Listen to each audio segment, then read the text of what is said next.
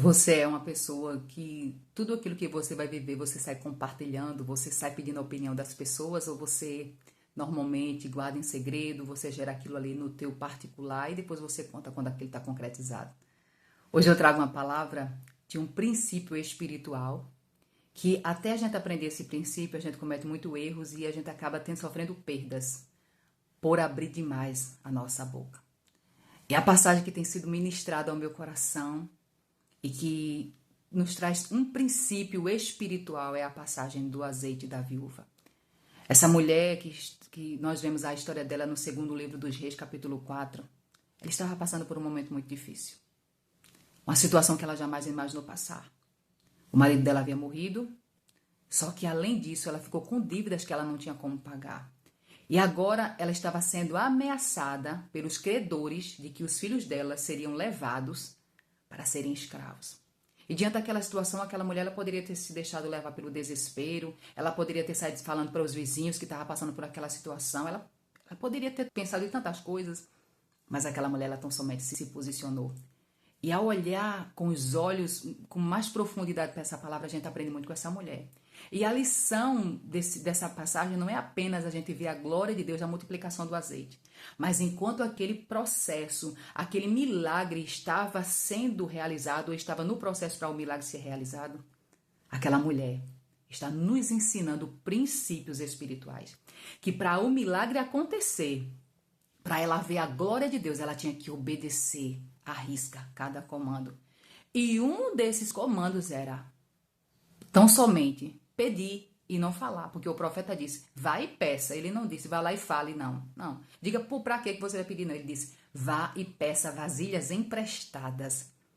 Volta para a tua casa e fecha a porta juntamente com os teus filhos, porque era dessa forma que o milagre iria acontecer. Se aquela mulher tivesse falado, pedido a opinião das pessoas, com certeza ou provavelmente aquele milagre teria sido abortado. Mas por ela ter obedecido, afinal aquela mulher estava focada. Ela tinha uma meta. O propósito dela não era colocar suas dores para fora, não era desabafar. O propósito dela era, eu preciso pagar as minhas dívidas, eu preciso fazer alguma coisa. Eu só não aceito que os meus filhos sejam levados. Eu não aceito essa situação na minha vida. Então ela estava focada, determinada. E essa mulher, a primeira coisa que ela nos ensina é, diante de situações, é possível você ser determinado.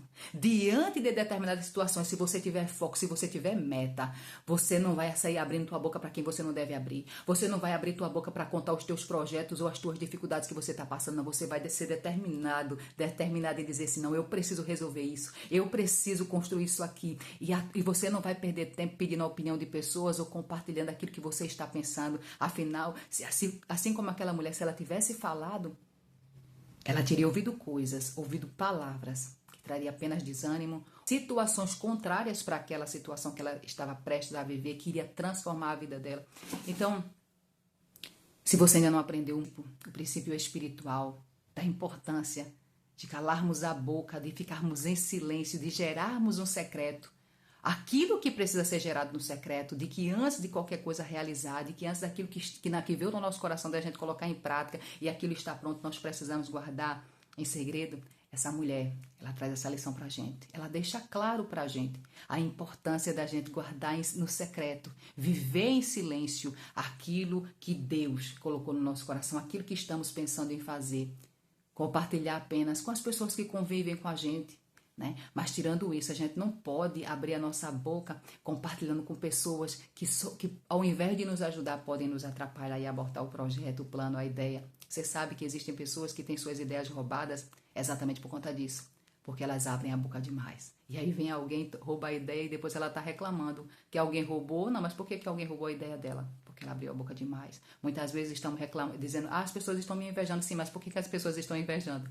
Só invejam aquilo que elas estão vendo. Ou seja, se a gente aprender a calar a boca, se a gente colocar em prática esse princípio espiritual, seremos poupados de muitos males que são desnecessários, porque tudo depende do falar ou do calar. Mas que Deus nos dê graça para falar na hora certa e calar na hora que é preciso calar. Que a gente não fale antes da hora, mas que possamos entender, há um tempo determinado para todas as coisas. Há o tempo de construir, há o tempo de colocar em prática e há o tempo de ser mostrado.